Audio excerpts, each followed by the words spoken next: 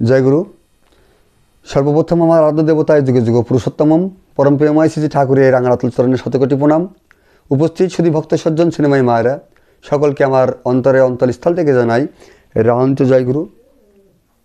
আজকে আমি প্রিয় পরমের একজন ভক্ত, তার বাস্তব যে ঘটনাগুলো, একটা ঘটনা আমি বাস্তব ঘটে যাওয়া, এটা আমি আপনাদের সামনে তুলে ধরার চেষ্টা করছি। আশা করি এই কথাগুলো শোনার পর, এই বাস্তব ঘটনা শোনার পর আপনাদের মনে কিছুটা হলেও মনটাকে তৈরি হবে। ঠাকুরের একজন ভক্ত, আমাদের সম্ভবত যে বিহার রাজ্য, তা ওই ভক্ত পরম দয়ালের দীক্ষায় দীক্ষিত হয়েছেন। কিন্তু ওই ব্যক্তিটা যে বাড়িতে থাকেন সে বাড়ির প্রত্যেকেই ভগবান শ্রীকৃষ্ণের দীক্ষায় দীক্ষিত হয়েছেন। একমাত্র উনি ঠাকুর অনুকূল চন্দ্রের দীক্ষায় দীক্ষিত হয়েছেন।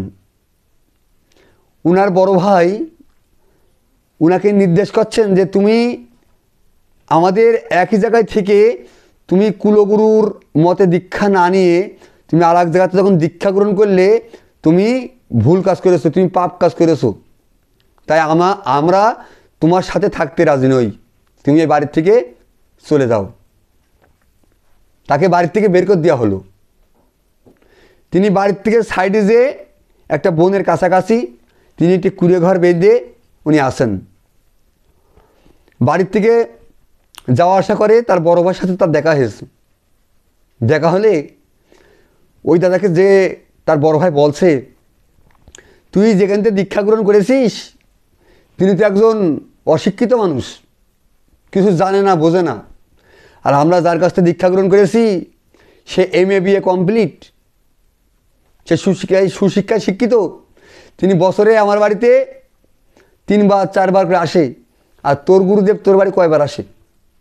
ঠাকুরের ভক্তর বলছে, তোর গুরুদেব, তোর তো এখনও তুই দীক্ষা নিয়েছিস 6 মাস, এখনও পর্যন্ত তোর গুরুদেব তো তোর বাড়ি আসতে দেখিনি।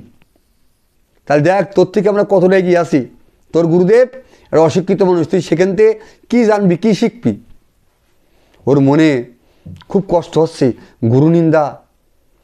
গুরুনিন্দা কিন্তু কোনো ভক্ত সহ্য করতে পারে না।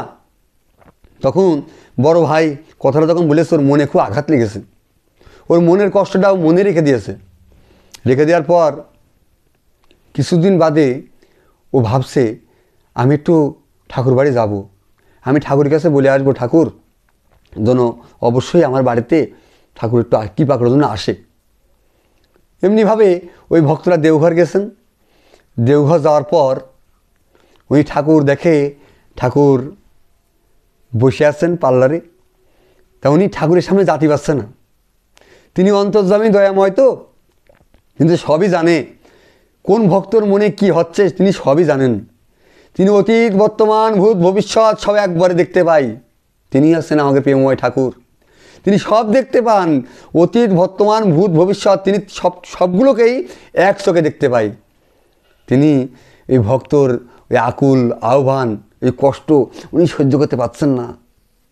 এক পর্যায়ে কী হলো, ওই ভক্তটির কাছে এসে বলল, আরে তুই কোথা থেকে এসছিস রে? তখন বলতে বলছে, ঠাকুর আমি অমুক জায়গার থেকে এসছি। তা তুই যেন কী বলবি আমার কাছে? তখন উনি হাও হাও করে কেঁদে ফেলিয়েছে ঠাকুরের কাছে, হাও হাওকে কাঁদছে। বলতে, কিরে তুই কাঁদছিস কেন, তোর কী হয়েছে? তখন ওই ভক্তরা বলছে, ঠাকুর আমি সৎসঙ্গের দীক্ষায় দীক্ষিত হয়েছি, আর আমার দাদা বৈষ্ণব মতের দীক্ষায় দীক্ষিত হয়েছে। তা আমার দাদা আমাকে খুব ক্রিটিসাইজ করে, খারাপ কথাবার্তা বলে।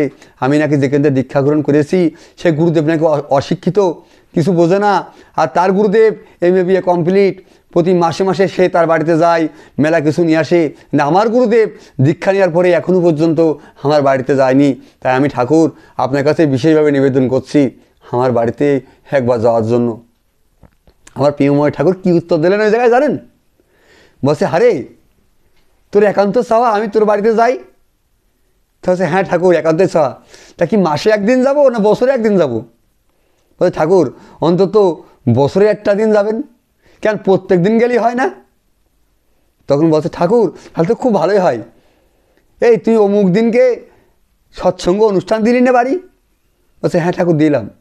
তা তুই ওই সুসা দিলি আপেল দিলি, কুমড়া লেবু দিলি, দিলি রে? বলছে হ্যাঁ ঠাকুর দিছিলাম। তো ডাবটা দিলি, তা ডাবটার মুখটা কাটিসনি কেন? আমি তো সব কিছুই গ্রহণ করলাম, কিন্তু ডাবটা তো কাটার নেই বিধায় আমি ডাবের জলটা তো গ্রহণ করতে পারলাম না। দেখুন কি সুন্দর একটা তারতম্য আছে কিন্তু কথার ভিতরে, যে আমি তোর বাড়িতে গেছিলাম সৎসঙ্গ অধিবেশনে, কিন্তু তুই শসা, লেবু, আপেল তুই দিছিলি, আমি ওগুলো গ্রহণ করেছি, তৃপ্তি করে খেয়েছি, কিন্তু তুই ডাবটা দিছিলি, ডাবটার মুখটা তো কাটিসনি, এই জন্য আমি ডাবের জলটা কিন্তু খেতে পারিনি।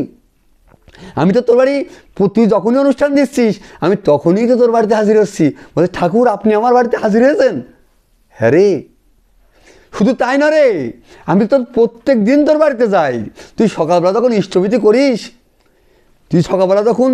করিস, করার পরে যখন নিবেদন করে রাখিস, তখন তো আমি দু হাত পেতে আমি এটা গ্রহণ করি, আমি প্রত্যেক দিন তোর বাড়িতে গ্রহণ করি। তখন সে ভক্তের সে কি কান্না, আবেগের কান্না, দয়াময় তুমি আমাকে ক্ষমা করে দাও, তিনি আমার জুড়ে আসে একাল সেকাল সবকালে, আমার ধরা হয় তখনই ভক্তিতে প্রাণ দিলে ঢেলে। তিনি কিন্তু আমার জুড়ে আসে, আমার ভিতরে জুড়ে আসে। এই ভক্তি থাকলেই তার কিন্তু দেখা পাওয়া যায়। তাই আমি সবাইকে অনুরোধ করব, সবাই ঠাকুরকে যারা দীক্ষা গ্রহণ করেছেন অন্তত তাকে আরও জানার চেষ্টা করেন। বিশ্বাস করলে অনেক কিছু সম্ভব। যাই হোক, আমি আলোচনা দীর্ঘায়িত করব না। প্রত্যেকে ভালো থাকেন, সুস্থ থাকেন, সুন্দর থাকেন, এই আশাবাদ ব্যক্ত করে আমার আলোচনা এখানে শেষ করছি। জয় গুরু। বন্দে পুরুষোত্তমম, বন্দে পুরুষোত্তমম, বন্দে পুরুষোত্তমম।